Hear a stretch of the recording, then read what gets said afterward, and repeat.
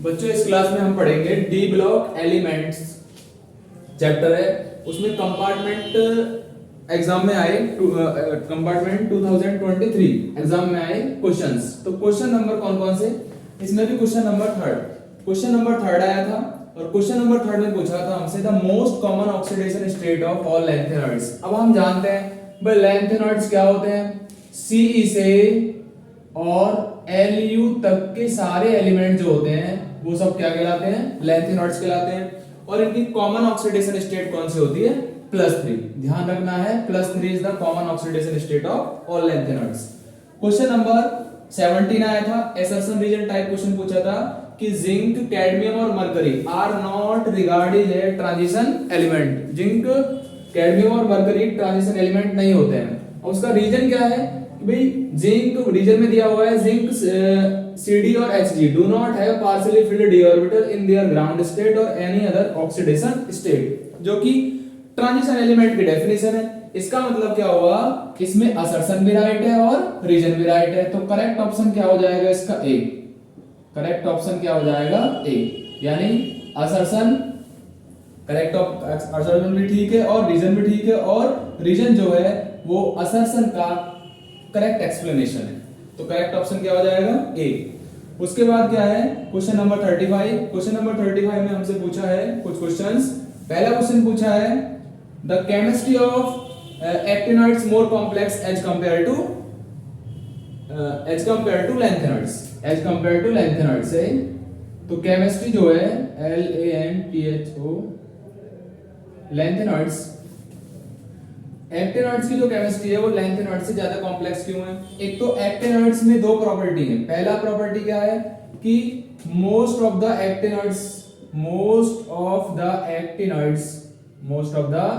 Actinoids are radioactive. तो ज्यादातर actinoids क्या होते हैं, रेडियो एक्टिव होते हैं। और दूसरा they have multiple oxidation state या they show oxidation state more than lanthanoid. तो इसका आंसर आप ये लिख देंगे भाई एक्टिनॉइड की केमिस्ट्री क्यों कॉम्प्लेक्स है लैंथेनॉइड से। तो एक तो एक्टिनॉइड्स क्या होते हैं, रेडियो एक्टिव होते हैं। और दूसरा क्या होता है, जो हमारे पास एक्टिनॉइड होते हैं वो लैंथेनॉइड से ज्यादा ऑक्सीडेशन स्टेट दिखाते हैं। तीसरा क्वेश्चन पूछा था हमसे सेकंड वाला कि why E not value for Mn3 plus Mn2 redox couple more positive. मतलब क्या है, इसका मतलब यह है कि Mn3 प्लस जो है वो आसानी से Mn2 प्लस में कन्वर्ट हो जाएगा क्योंकि वैल्यू पॉजिटिव दे रखी है।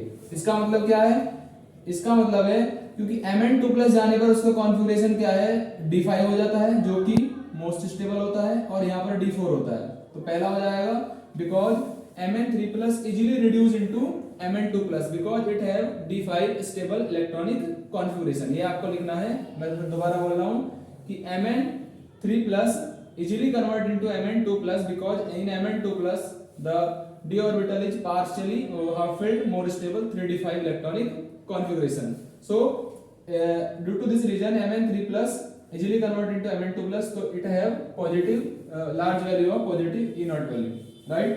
क्वेश्चन नंबर कौन सा है, third. Why do transition element to form large number of complex compound. Transition element large number of complex compound क्यों बनाते हैं। पहला, ये स्मॉल साइज के होते हैं, स्मॉल साइज के इनके एटम होते हैं। स्मॉल साइज के क्या होते हैं, इनके एटम।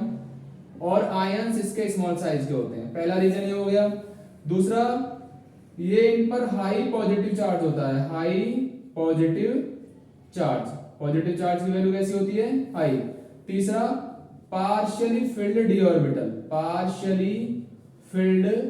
ऑर्बिटल, इनमें पार्शियली फिल्ड डी ऑर्बिटल्स होते हैं। तो तीसरा आंसर हो जाएगा ये।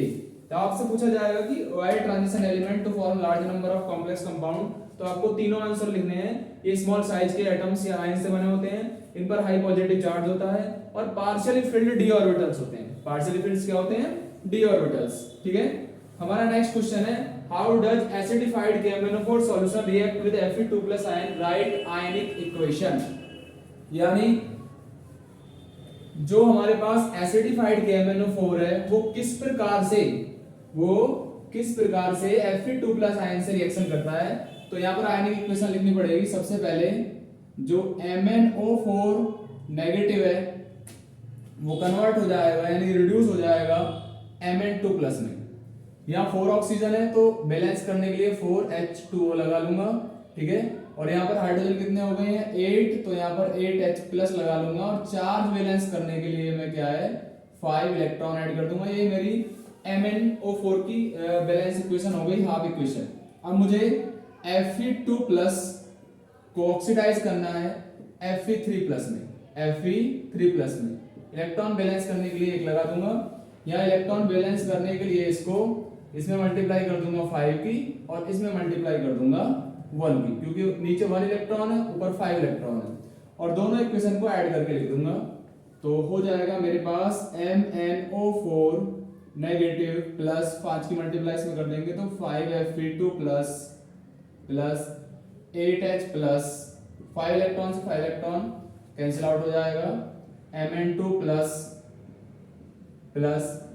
5Fe3 plus 4H2O।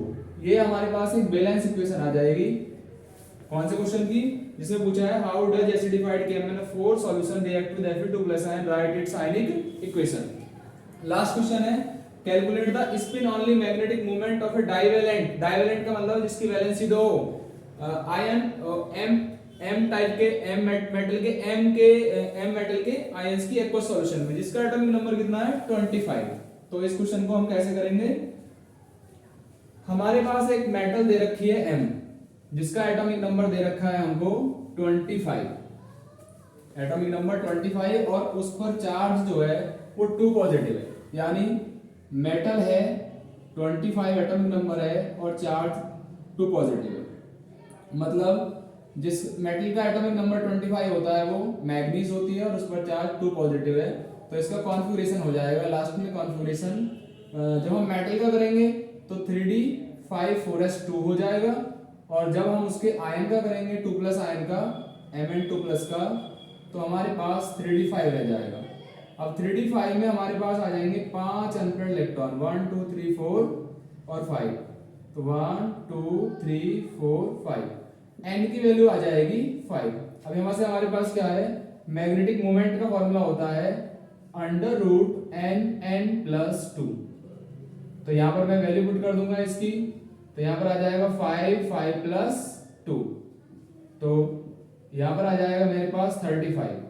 √35 होता है हमारे पास 5.91 जब हम निकालेंगे और इसकी यूनिट होती है BM। BM मतलब क्या हो जाएगा बोर मैग्नेटॉन, ठीक है।